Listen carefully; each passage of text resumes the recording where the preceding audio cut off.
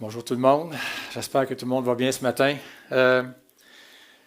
Ça, la prière de Paul où il parle d'Abdoulaye, que moi je ne connais pas, on ne le connaît pas évidemment ici, mais quand tu entends des choses comme ça, c'est... On est chanceux, oui, c'est vrai, il faut le dire. En même temps, ça fait malheureusement partie de l'histoire du christianisme. Puis maintenant qu'on a l'Internet, ben, l'Internet est rempli de témoignages comme ça de gens qui étaient dans l'islam puis qui se sont convertis, puis que ça n'a pas bien été. Et, mais tu vois, quand Paul a demandé, qu'il voulait exprimer sa compassion à Abdoulaye, puis qu'il a dit, regarde, c'est de l'abus, puis c'est inacceptable, l'autre, il dit, c'est cool. Tu sais.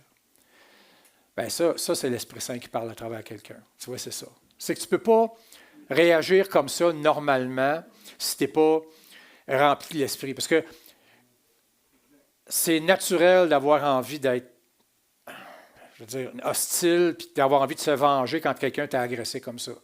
On peut le comprendre. Mais quand tu entends ça, puis ça vient d'un nouveau converti, tu te dis, OK, lui, il a été touché par le Saint-Esprit, puis il y a quelque chose qui vient de se passer dans sa vie.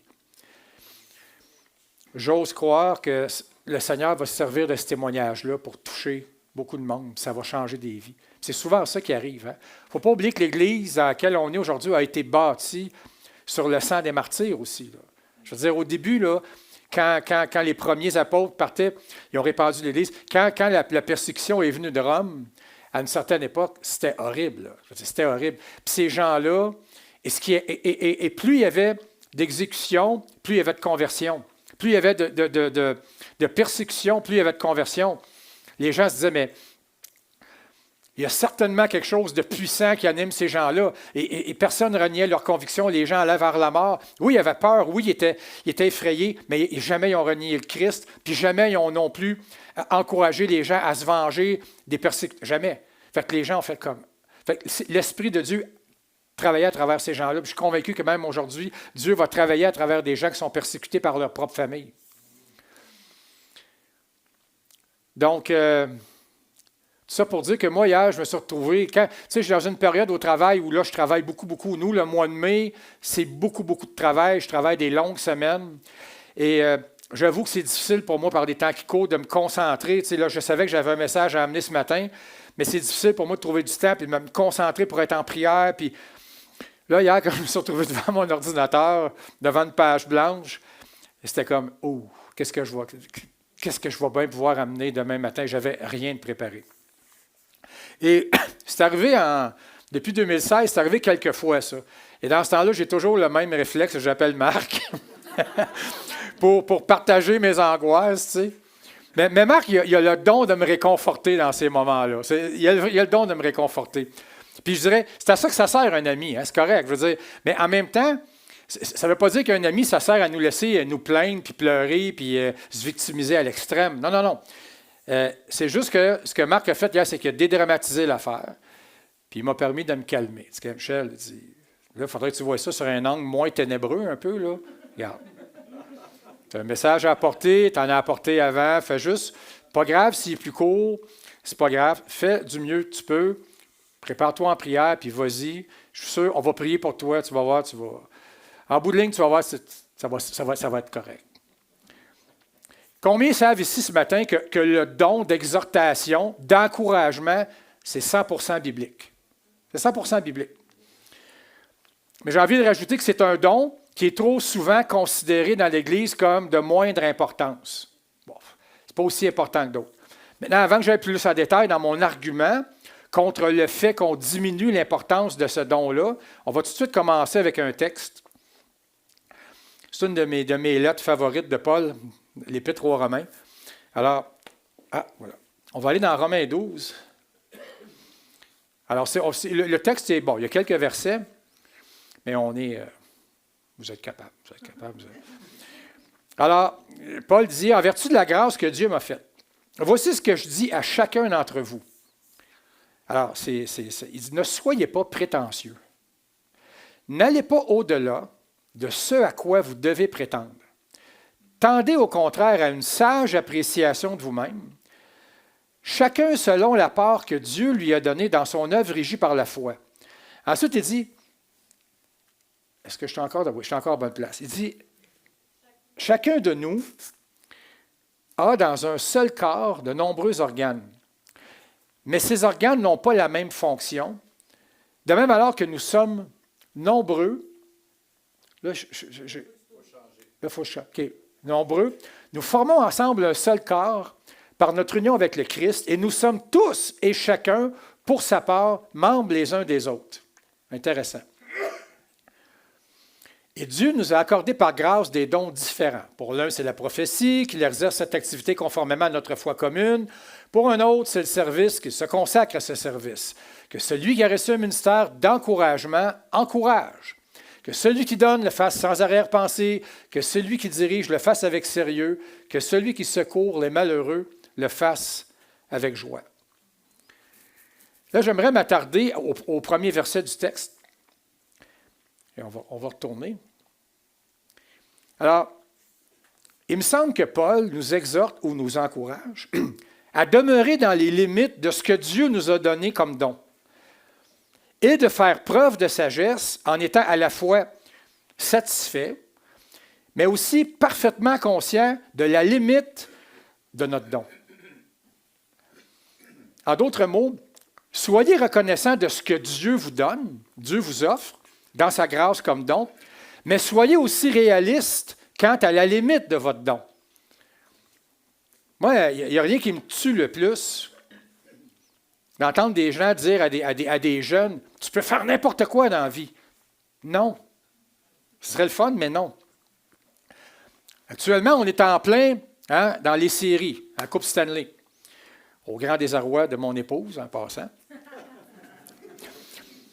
Mais si vous êtes attentif à ce qui se passe sur la glace, okay, c'est assez facile de faire la différence sur la qualité du jeu offensif quand c'est le premier trio qui joue versus quand c'est le troisième trio, par exemple. Okay?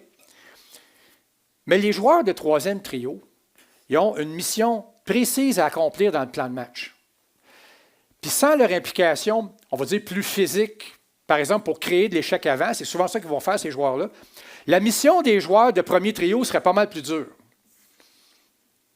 Mais on peut s'entendre sur une chose. Que tu sois un joueur de premier trio ou que tu sois un joueur de troisième ou de quatrième trio, tu restes, dans ce contexte-là, un joueur de hockey de la Ligue nationale. Je veux dire, tu fais partie d'une élite mondiale accessible à une très petite minorité dans l'univers de le hockey à la grandeur de la planète. La fameuse phrase « il y aura beaucoup d'appelés et peu d'élus » s'applique là. Il y a beaucoup de parents qui voient leurs jeunes dans la Ligue nationale. La vérité, c'est que... Moi, je me souviens, quand j'étais jeune, on jouait au hockey, il y en avait là, déjà qui se démarquaient. Là, ils étaient tellement plus habiles que la moyenne. Ils étaient vraiment bons. Puis quand on les voyait arriver contre nous autres, on faisait « c'est lui, il est là, on est cuit. » Mais je n'ai jamais connu... Mais aucun de ces gars-là n'a jamais fait la Ligue nationale. Là, on parle d'une autre game.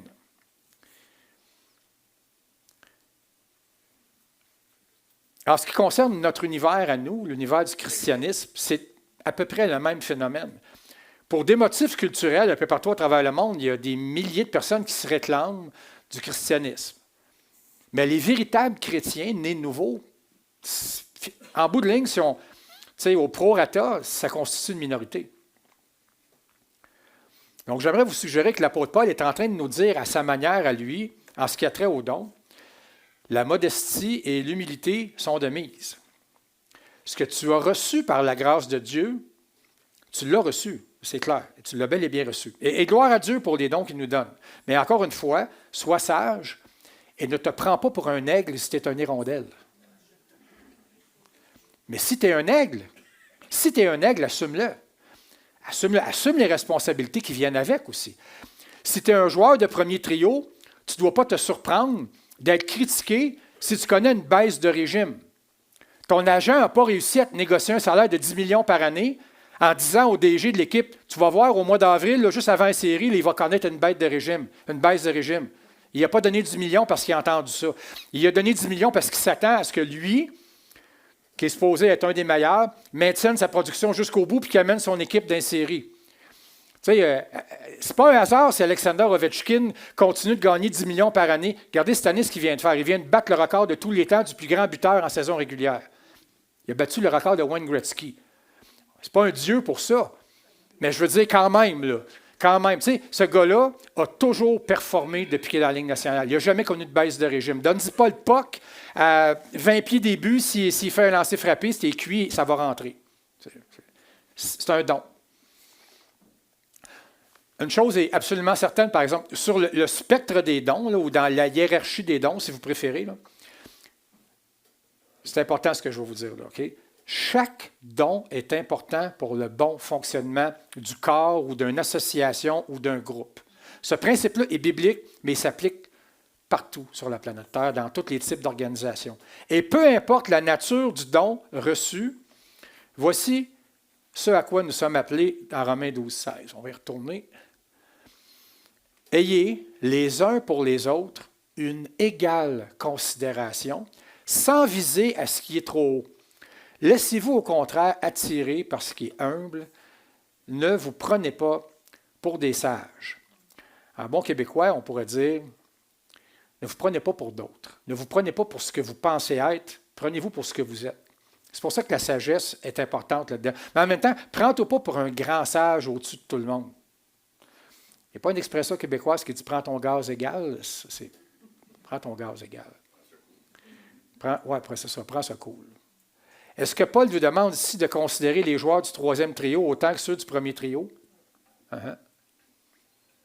Le premier trio ne peut pas être sur la glace pendant 3 périodes sans débarquer. Il faut qu'il prenne un break pour prendre son souffle. Puis quand ça va être le temps, ils vont retourner. C'est eux autres qui ont la charge de compter des buts. Mais ils ne peuvent pas faire ça pendant 3 périodes. Tout le monde a besoin de tout le monde. Le pasteur principal d'une église, même s'il possède plusieurs dons, ne peut pas tout faire dans l'organisation d'une église. Malheureusement, dans beaucoup d'églises, certains en font beaucoup trop et beaucoup quittent le ministère parce qu'ils sont épuisés. Les statistiques sur les burn-out de pasteurs aux États-Unis sont hallucinantes. Je l'ai déjà dit, il y a des pasteurs qu'il faut qu'ils soient enseignants, il faut qu'ils aient les finances en main, il faut qu'ils soient conseillers, il faut qu'ils fassent de la relation d'aide, il faut qu'ils s'occupent de l'organisation de tous les ministères. À un moment donné, tu n'as pas tous les dons. C'est impossible. Non.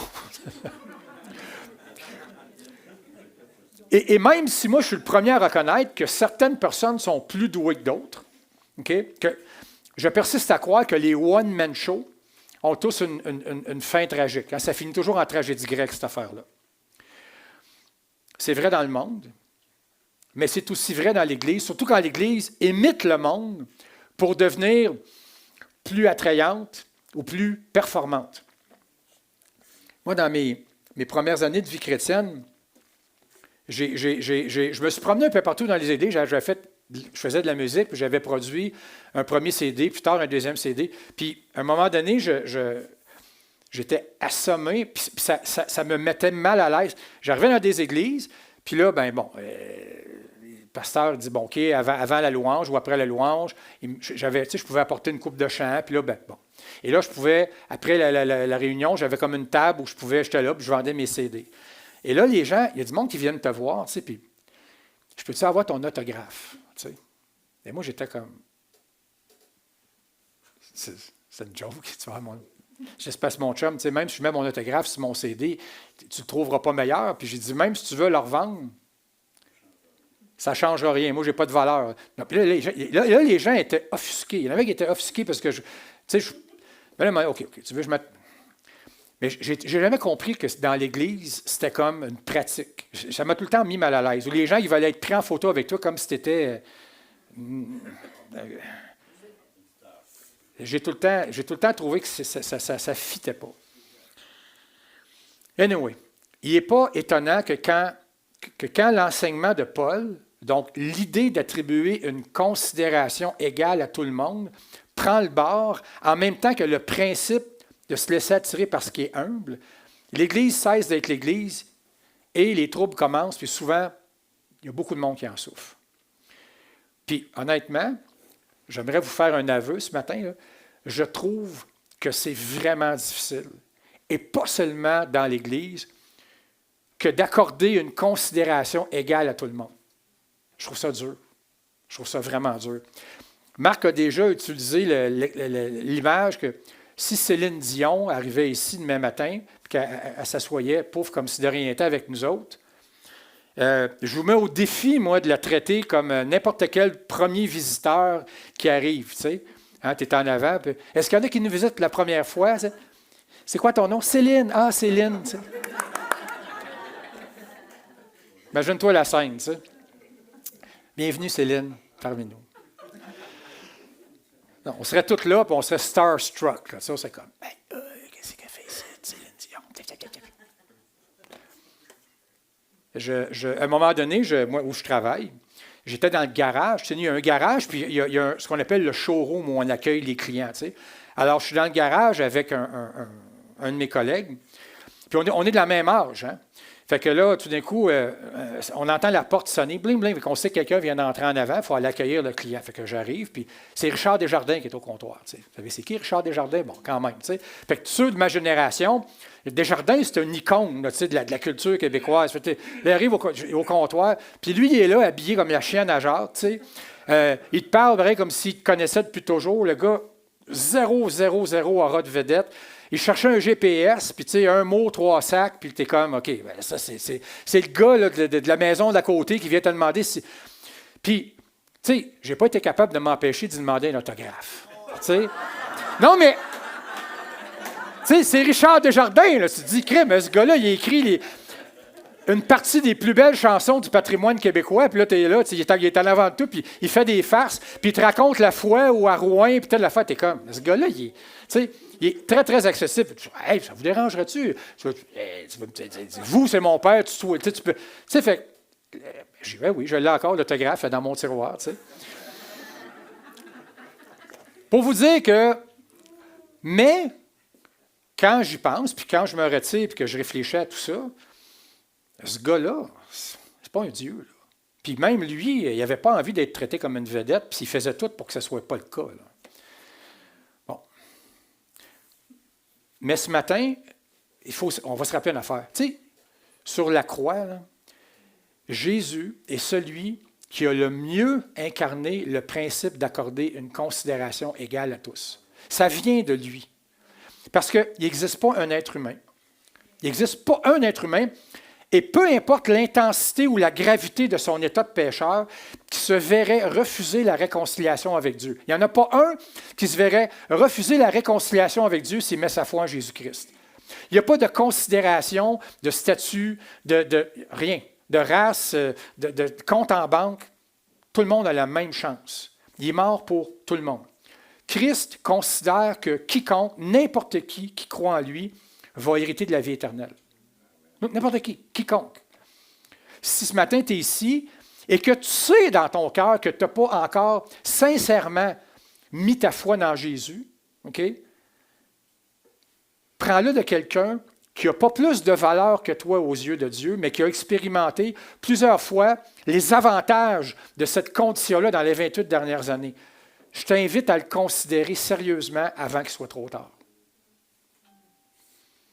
Mais pour en revenir au don, que Paul énumère dans le texte qu'on a lu ensemble dans Romains 12, j'aimerais vous entretenir encore un peu sur un commentaire que j'entends trop souvent dans l'Église dans les 28 dernières années. Moi, je n'en ai pas de don. Moi, je n'en ai pas de don. OK. J'aimerais qu'on relise ensemble le verset 5 et 6 de Romains 12. Attends.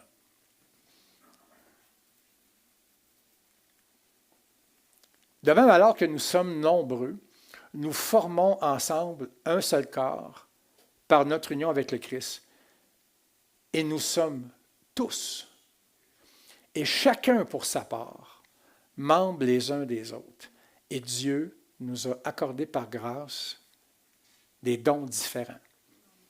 Dans le Nouveau Testament, dans les Épîtres de Paul, il y a 2 textes importants sur les listes des dons. Il y a celui-là dans Romains 12, il y a dans 1 Corinthiens 6 où il parle de Dieu. Et c'est là qu'il fait une analogie avec le corps humain beaucoup, puis finit par dire Dieu a d'abord nommé des prophètes, ensuite, des apôtres, ensuite des bons.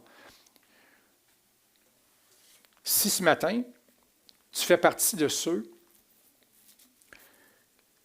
qui s'entendent encore dire « Moi, je n'ai pas de don ». Ou « Moi, Dieu ne m'a pas donné un don ». J'aimerais humblement te rappeler ce matin que cette affirmation va tout à fait contre l'enseignement biblique. Je viens de vous le dire, la preuve, on vient de le lire ensemble. Ça dit « Et nous sommes tous ». Tous signifie chaque membre du corps sans exception. Voyez-vous, frères et sœurs, quand certaines personnes disent qu'ils n'ont pas de don, en réalité, qu'est-ce qu'ils sont en train de dire? C'est qu'ils sont en train de dire « je n'ai pas un don aussi important que X ou Y ». C'est ça qu'ils sont en train de dire. Ce n'est pas un don aussi important que celui d'évangéliste ou de prédicateur. Mais encore une fois, est-ce qu'on ne vient pas de lire que nous sommes tous, chacun pour sa part, membres les uns des autres? Tu vois, ta part, celle que Dieu t'a donnée par grâce, parce que tu n'as rien à voir là-dedans, tu n'as pas demandé à venir au monde et avoir un talent de musicien ou de prédicateur, Dieu te l'a donné par grâce. Mais ce que Dieu t'a donné, ce n'est pas nécessairement ma part, c'est ta part. Et ta part, c'est ton apport, ta participation dans le maintien et le bon fonctionnement de l'Église. Et comme on est membres les uns des autres, j'ai autant besoin de ta part que tu as besoin de la mienne. Et si la mienne est plus visible que la tienne, elle n'est pas plus importante aux yeux de celui à qui un jour on devra rendre compte. Parce que je peux jouer la game en avant bien plus facilement que celui qui est discret et que personne ne connaît. Mais je vais avoir des comptes à rendre, par exemple, si je suis un faux-né.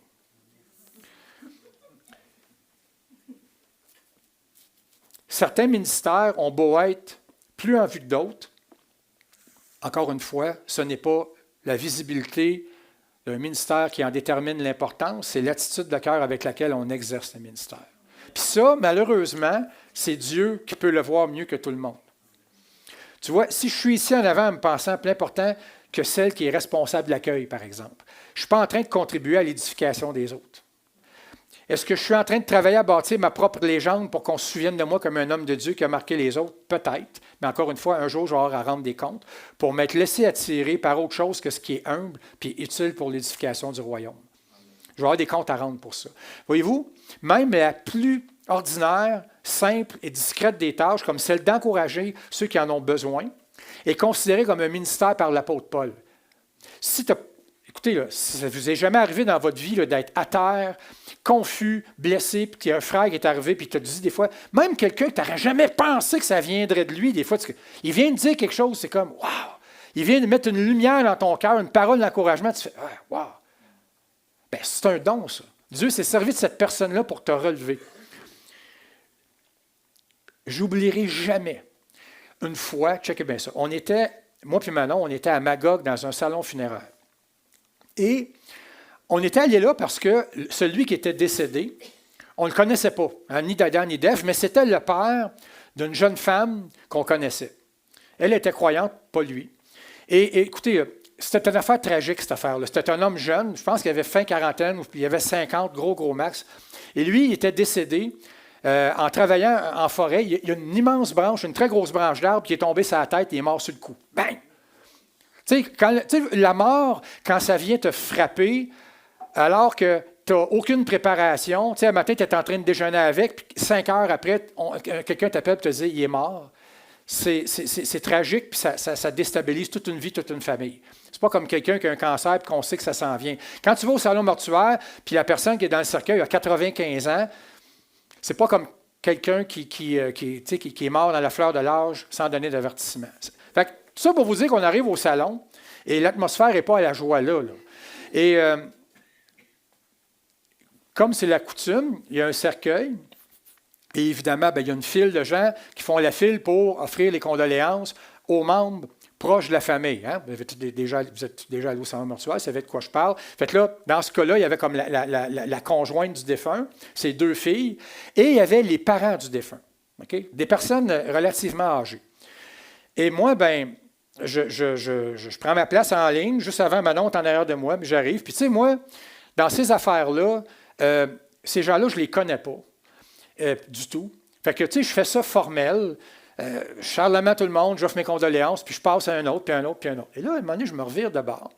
Puis je vois que Manon est barrée là, avec la grand-mère, c'est-à-dire la mère du défunt, et elle a ses mains dans ses mains, puis elle est en train d'y parler, puis elle est en train de la réconforter. Puis moi, je suis comme,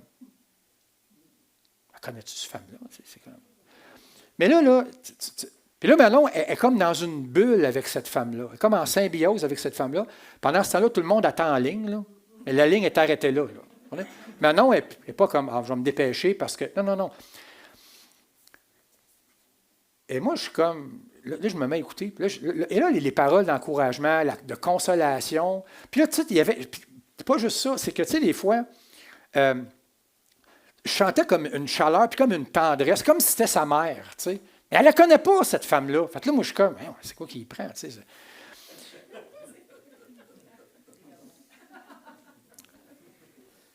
Toujours est-il que, finalement, Manon a fini par finir la file, tu sais, puis revenir, là, j'ai dit, Manon, tu la connais-tu, elle? Elle a dit non. J'ai dit, c'était quoi, ça? Et là, j'ai eu un flash. Et là, le Saint-Esprit m'a dit, tu vois, Michel, c'est ça un don d'encouragement puis de consolation. Manon, elle a ça. Je vous le dis, là, j'aurais jamais osé faire ça. J'aurais jamais osé, avec des gens que je ne connais pas, être aussi chaleureux puis démontrer autant d'amour puis de tendresse. J'aurais jamais osé. Je ne suis pas capable de faire ça.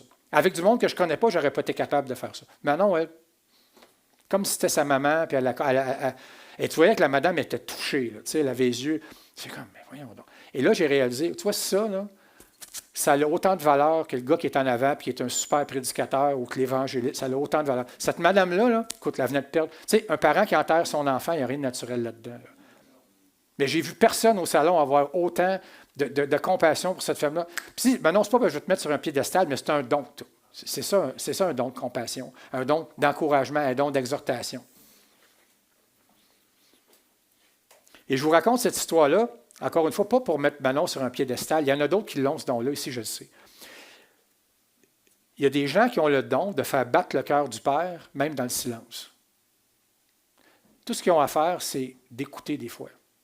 Ils ont une écoute qui fait du bien, puis qui change la vie de la personne qui est en train de souffrir en avant d'eux autres. Pas de flamboyance, pas d'oriflamme, pas de... Juste, ça se passe dans un coin, personne ne se rend compte que c'est en train d'arriver, mais c'est en train d'arriver. Dieu est en train d'agir à travers ces personnes-là, dans la plus grande simplicité. On a besoin, encore une fois, de chaque don pour que le corps fonctionne à son meilleur. Comme les 10 doigts d'une main ou comme chaque organe ou chaque membre du corps humain. Dans 1 Corinthiens 12, c'est ça la liste des dons que je vous parlais tantôt, là, où l'apôtre Paul utilise aussi et abondamment, comme je disais, l'image du corps pour nous faire comprendre l'importance de chaque membre du corps. Je dois avoir ça quelque part. Au contraire, attends un petit peu.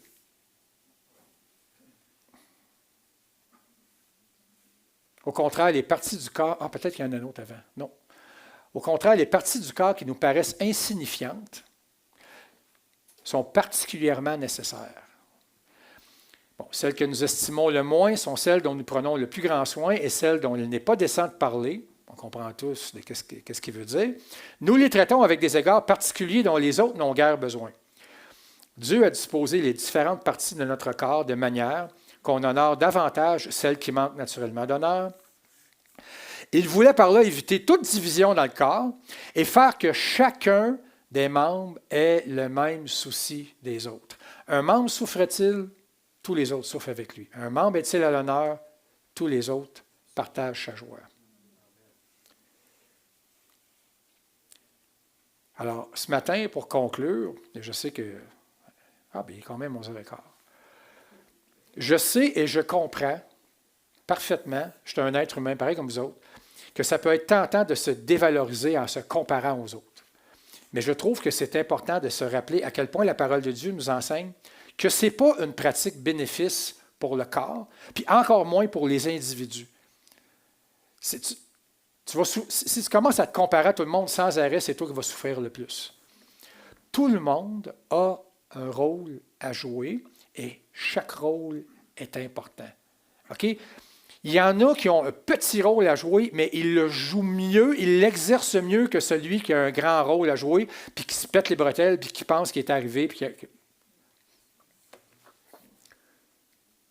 Ce matin, le message est plus court que d'habitude, je vous l'ai dit.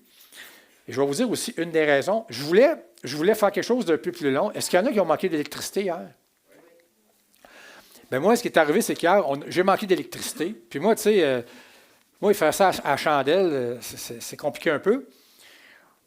Et là, à un moment donné, moi je m'occupe de ma voisine. Ma voisine, elle a 78 ans, elle est branchée sur une bonbonne d'oxygène 24/24, puis elle a un chien. OK? Et je fais toutes ses commissions, on l'aide, on fait plein d'affaires pour elle. Mais normalement, quand on manque d'électricité, Carole est branchée sur une espèce de bonbonne fournie par le CLSC, tu sais, que tu branches dans le mur. Tu sais quoi, France? Bon. Mais en cas d'urgence, elle a une bonbonne là, qu'elle peut se brancher dessus, une vraie bonbonne d'oxygène haute de même, c'est parce qu'il y a une réserve importante là-dedans, justement en cas où il manque de courant. Puis Carole m'a tout le temps dit, inquiète-toi pas si on manque d'électricité 1 heure, 2 heures, 3 heures, 4 heures, elle dit, j'en ai en masse d'oxygène. Tu sais. Et moi, bien, la dernière fois que j'ai vu Carole, mettons la journée d'avant, elle était correcte. Tu sais, on s'entend que quand elle est branchée sur l'oxygène 24/24, elle ne pète pas le feu, elle n'ira pas courir un marathon, mais je veux dire, elle est correcte, elle respire bien, elle regarde la télévision. Mais là, ça faisait à peu près 15 minutes qu'on manquait de courant. Puis j'ai eu comme un réflexe, hey, je vais aller voir si Carole est correcte. Là, en même temps, je me suis dit, ben, il ne va rien se passer là. Je veux dire, Carole, elle est correcte, elle a son oxygène. J'arrive là, elle est assise sur le divan, elle est en crise. Pas capable de parler, pas capable de respirer. Et moi, là, je panique un peu parce que là, je ne m'attends pas à ça. Son chien est en panique. Et là, alors, là, la première affaire, premier réflexe que j'ai eu, j'ai dit, bon, regarde, je ramasse le chien. J'ai dit, Carole, je reviens tout de suite. Je ramasse le chien, je l'amène chez nous. Manon, elle était en haut. Viens, viens. Manon, qu'est-ce qu'il y a? Viens m'aider, Carole est en panique, je pense qu'on va appeler l'ambulance. Et oui, ça, c'est mon réflexe. Parce que moi, ces affaires-là, je vais les gérer. Mais si Manon est là, ça va mieux. Tu sais, c'est comme on est deux, puis elle est meilleure que moi dans ces affaires-là. Faites-le, on arrive de l'autre côté. Mais là, c'est paniquant parce qu'on lui pose des questions. Es-tu correct? Là, on voyait qu'elle était branchée sur un truc d'oxygène portatif. La batterie avait l'air pleine, mais elle n'est pas capable de nous parler. Là, je commence à dire, bon, regarde, on n'y est pas, on va appeler l'ambulance. Là, ma Carole, si tu appelles l'ambulance, je vais être en maudit après toi. En tout cas, elle dit, ah non, attends. Fait que, finalement, ben là, j'ai envoyé un texto à Marc. J'ai dit, bon, là, Marc a le message. Il va être plus court parce que je savais que le Marc, il dit, Michel, je rentre en prière, tu sais, j'explique qu'est-ce qui se passe. Et finalement, ben, je suis resté avec Carole quand même un bon bout de temps, le temps qu'elle revienne, tout ça. Et là, je vous dis, là, je remerciais le Saint-Esprit de m'avoir donné le réflexe d'y aller. Parce que normalement, j'aurais pu dire, bof, ça fait 15 minutes qu'il manque d'oxygène. J'irai tantôt, dans 1 heure. Honnêtement, elle m'a expliqué ce qui est arrivé. Ce n'est pas qu'elle a manqué d'air. C'est que à un moment donné, il y a eu un éclair. Le transfo dans le poteau électrique en arrêt de ma maison a fait une boule de feu. Vous avez déjà vu ça? Et là, le boom que ça fait, là, son chien s'est mis à paniquer. Là, le chien est tombé comme en crise. Il n'arrêtait pas de japper, puis de... Puis là, il montait les escaliers, il redescendait. Elle s'est mise à paniquer. Elle n'était pas capable de le contrôler, puis c'est pour ça qu'elle s'est mise à manquer d'air. Elle était comme en panique. C'était une crise de panique. Mais tu sais, moi, mon chien, il l'entendait à la boule de feu. Moi, c'était un petit chien long de même, puis elle, je pense que une bombe exploserait. Mais son chien a paniqué. Là, elle perdait le contrôle sur son chien, puis elle s'est mise à paniquer, c'est pour ça. Mais moi, je l'ai pas. J'avais aucune idée. Je vous le dis, je ne suis pas le genre qui spiritualise tout, mais là, je suis certain que c'est le Saint-Esprit qui m'a dit, Michel, vas-y, il y a quelque chose qui se passe. Je suis parti de là 1h30 plus tard, puis j'ai dit, Seigneur, je m'en fous pas mal que le message soit appliqué. Là, elle, si j'avais fallu que j'arrive le lendemain qu'elle aurait été décédée, là, je ne me le serais peut-être pas pardonné. Tu sais, tu t'attaches à ces gens-là. Ce n'est pas du monde de ta famille, mais tu vis avec eux autres. Ça fait 20 quoi, ça fait combien d'années qu'on l'a comme voisine, Carole, Manon? Depuis 2001. Ça fait, tu sais, c'est un peu comme ta mère. Tu sais, à tous les jours, tu vas t'en occuper, tu vas la voir. je suis sûr que cet esprit m'a averti et m'a dit, vas-y. Tu sais. Fait que je veux juste dire ce matin que, au-delà de ce qu'on peut voir, puis le Saint-Esprit est avec nous, puis il nous guide dans tout ce qu'on fait. Puis même si on pense qu'on ne fait pas grand-chose d'important, la vérité, c'est que Dieu est plus intelligent que nous et il sait nous utiliser même dans les petites affaires qui vont faire toute la différence. Fait que je voulais juste vous dire, vous encourager avec ça ce matin. Puis je ne pense pas qu'en tant qu'enfant de Dieu, il y a tant de hasard que ça sur nos routes. Il y a juste des choses qu'on ne comprend pas.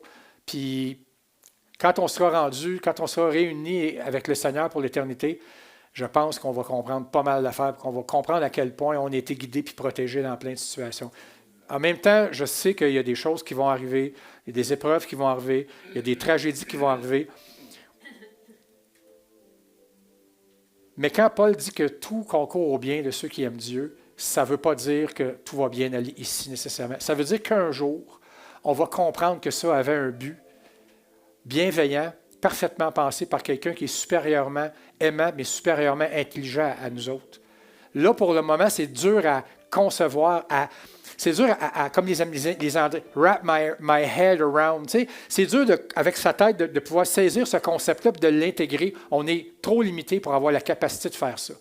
Mais l'espoir que le Saint-Esprit met en nos cœurs nous dit, un jour, je ne sais pas comment ça va se faire, mais je sais que je vais avoir la capacité de saisir ça puis de dire, OK. Tu sais, comme ce qui est arrivé à Nathalie, là. Tu sais.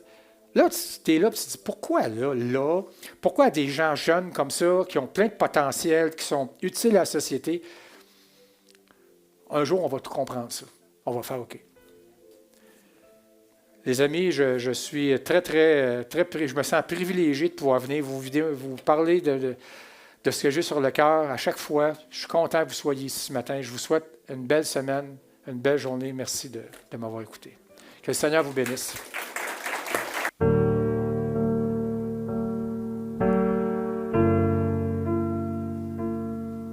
Viens toucher nos vies ce matin.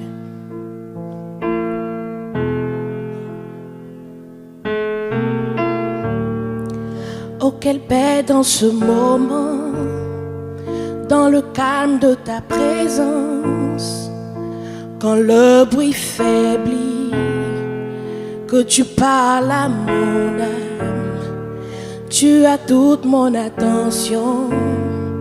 Fais-moi entendre ta voix, je ne veux rien manquer.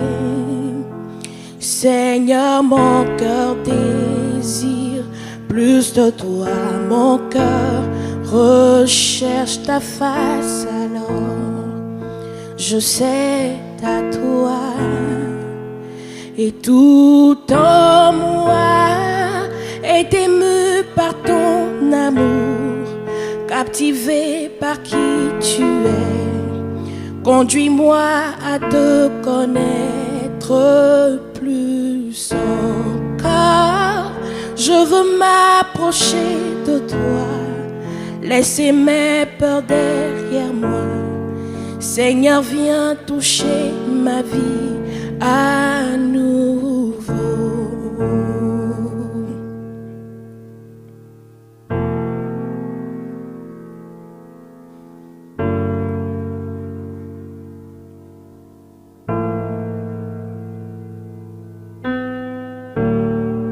Comme le soleil à l'aurore, comme la brise dans la nuit, ta paix me restaure, tu me donnes la vie.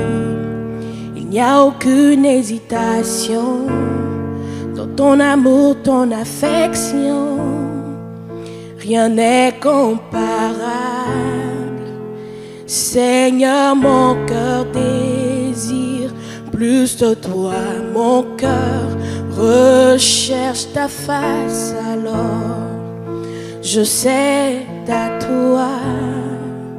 Et tout en moi est ému par ton amour, captivé par qui tu es. Conduis-moi à te connaître plus encore. Je veux m'approcher de toi, laisser mes peurs derrière moi. Seigneur, viens toucher ma vie à nouveau. Oh, oh, oh, oh, oh,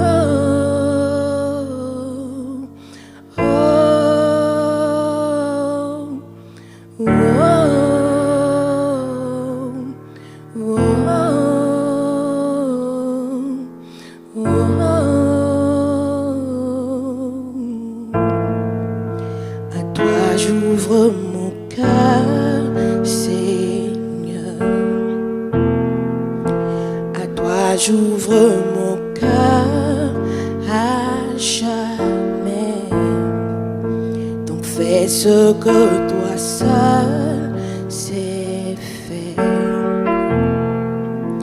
Jésus, viens régner dans ma vie.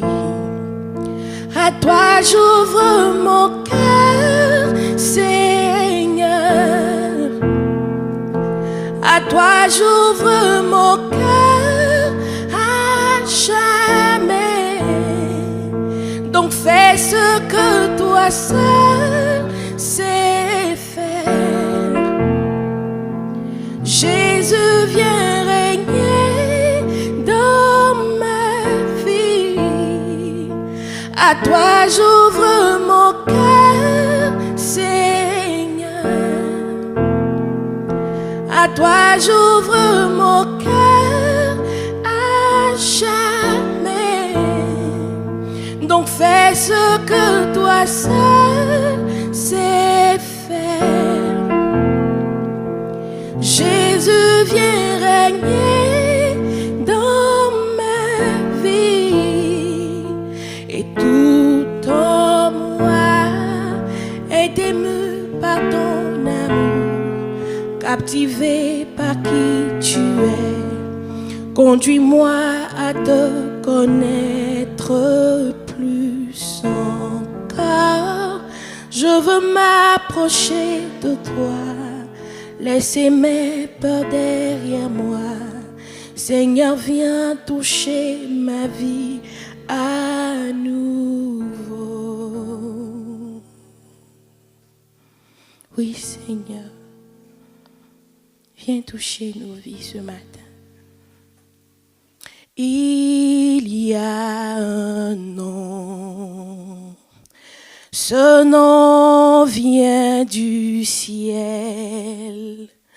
Ce nom fait des merveilles. Ce nom, c'est Jésus. En ce nom, les aveugles voient. En ce nom, les lépreux sont purs. En ce nom, les boîtes marchent. Ce nom, c'est Jésus. En ce nom, les aveugles voient.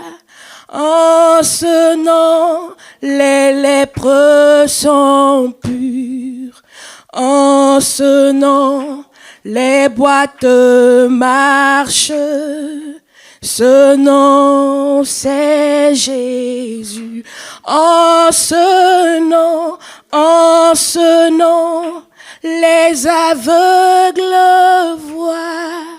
En ce nom, les lépreux sont purs. En ce nom, les boîtes marchent. Ce nom, c'est Jésus. Oui, c'est ce nom-là qui fait des merveilles. C'est ce nom-là qui accomplit tous les miracles que nous pouvons vivre au quotidien. Et c'est en ce nom de Jésus que Nathalie est parmi nous ce matin. Amen.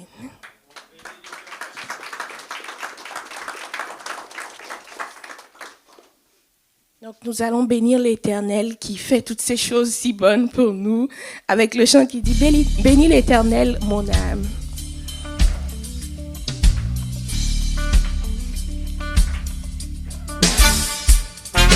Bénis l'Éternel, mon âme, l'Éternel, mon âme. Sois émerveillé, sa fidélité ne dépendra pas des circonstances.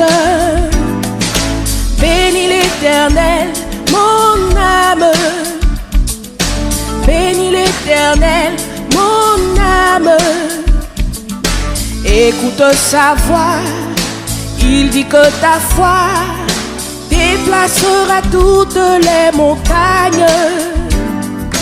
Bénis l'Éternel, ô mon âme. Bénis l'Éternel, mon âme. Bénis l'Éternel, mon âme. Sois émerveillé, sa fidélité ne dépendra pas des circonstances. Bénis l'Éternel, mon âme. Bénis l'Éternel, mon âme. Écoute sa voix, il dit que ta foi déplacera toutes les montagnes. Bénis l'Éternel, ô mon âme. Quand tout s'effondre, sombre, je sais que tu es là et que mes portes, si les portes se ferment sur mes pas, je suis en marche sous l'arche de ton amour pour moi. Jésus, tu es roi et j'avance à ta suite. Bénis l'Éternel, mon âme. Bénis l'Éternel, mon âme.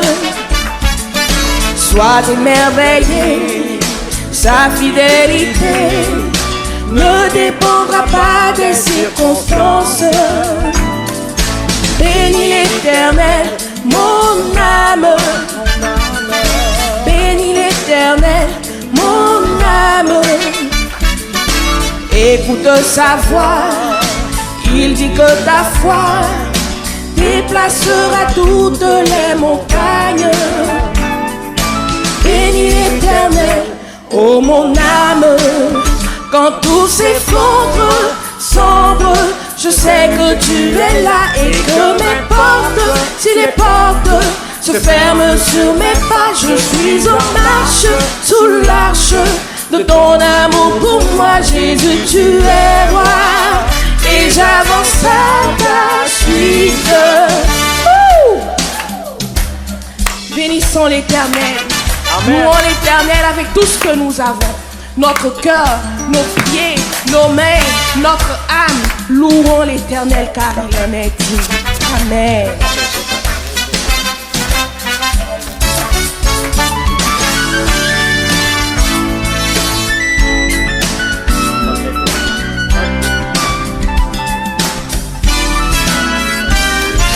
Bénis l'Éternel, mon âme. Bénis l'Éternel, mon âme. Sois émerveillé, sa fidélité ne dépendra pas des circonstances. Bénis l'Éternel, mon âme. Bénis l'Éternel, mon âme. Écoute sa voix, il dit que ta foi déplacera toutes les montagnes. Bénis l'Éternel, ô mon âme.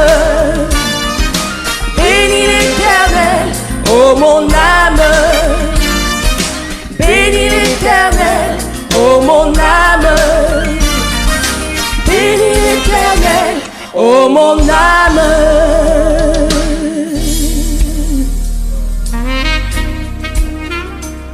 Gloire à toi, Jésus. Reçois notre louange ce matin.